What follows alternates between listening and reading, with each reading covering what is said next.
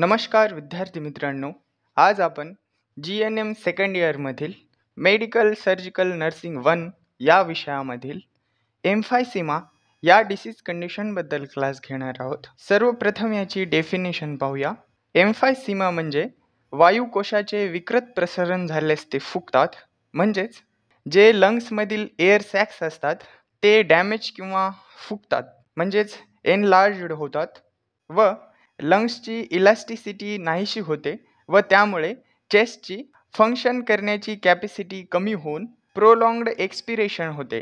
प्रोलॉंग्ड expiration म्हणजे शरीरामधून जो carbon dioxide बाहेर टाकण्याची क्रिया आहे ती क्रिया लंग्स करत नाही, त्यामुळे शरीरामध्ये खूप जास्त कार्बन डायऑक्साईडचे प्रमाण वाढते व रेस्पायरेशन करण्यासाठी खूप जास्त त्रास होतो. याला एम्फायसिमा असे म्हणतात. तसेच याची इंग्लिशमधून डेफिनेशन पाहूया.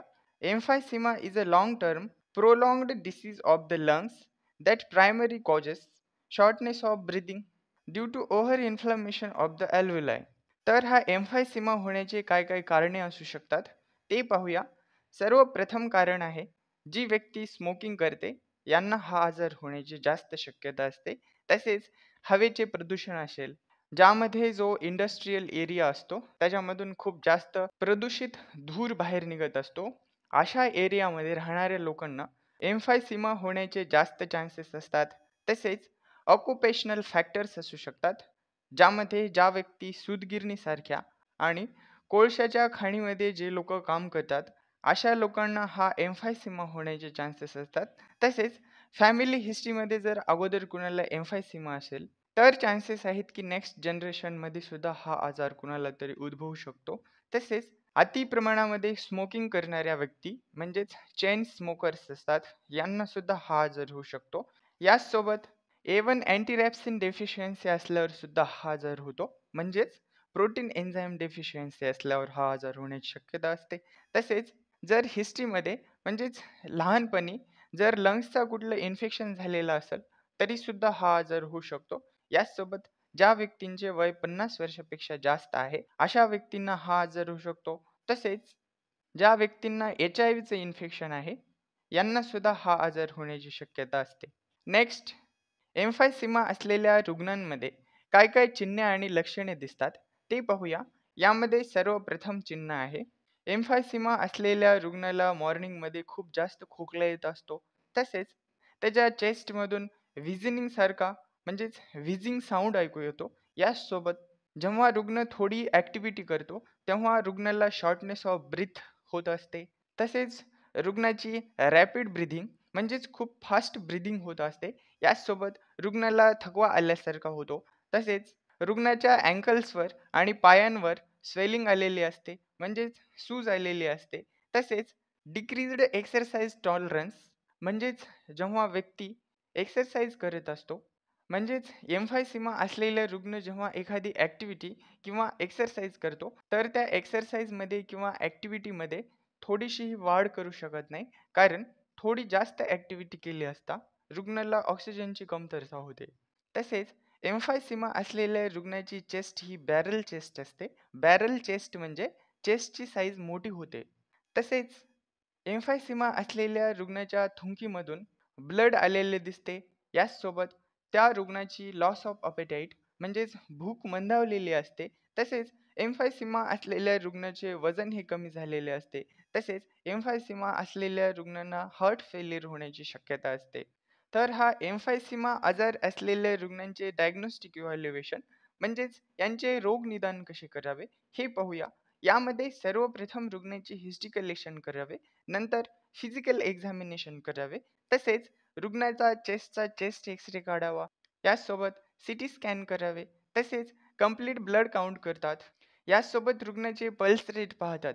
तसेच रुग्णाचा जो स्पुटम आहे म्हणजेच जी थुंकी आहे त्याचे एक्झामिनेशन करतात. याचसोबत पल्मोनरी व्हेंटिलेशन पाहतात.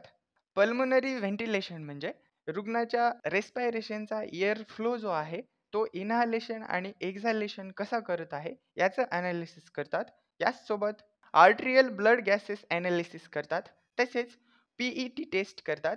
PET म्हणजे पॉझिट्रॉन इमिशन टोमोग्राफी. तर एखाद्या पर्टिक्युलर ऑर्गनचं एक्झामिनेशन करण्यासाठी, त्या ऑर्गनला इव्हॅल्युएट करण्यासाठी पोझिट्रॉन इमिशन टोमोग्राफी ही टेस्ट केली जाते. नेक्स्ट, एम्फायसिमा असलेल्या रुग्णांची मॅनेजमेंट आणि मेडिकल मॅनेजमेंट काय करावी हे पाहूया. यामध्ये सर्वप्रथम रुग्णाला जर काही इन्फेक्शन असेल तर अँटीबायोटिक्स मेडिकेशन्स दिल्या जातात, ज्यामध्ये पेनिसिलिन, ॲम्फिसिलिन, अमॉक्झिसिलिन आणि इरिथ्रोमायसिन हे औषधे दिली जातात.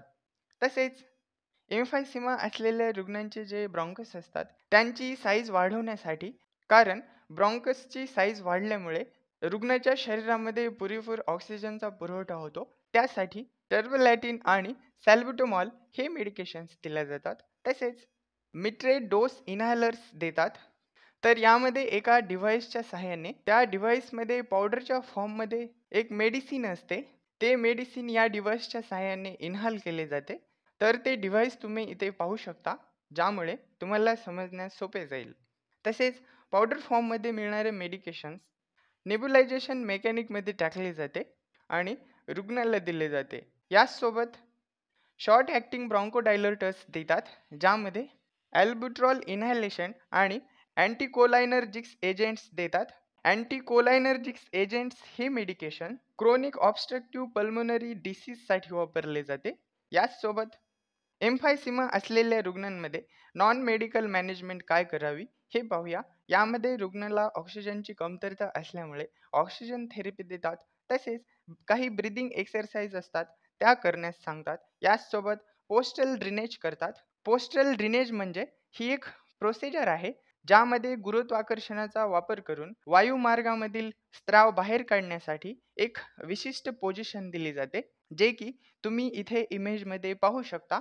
यामुळे रुग्णाच्या वायुमार्गातील जो स्त्राव आहे तो बाहेर येतो आणि रुग्णाला रेस्पिरेशन करण्यासाठी मदत होते. याचसोबत चेस्ट परकशन करतात.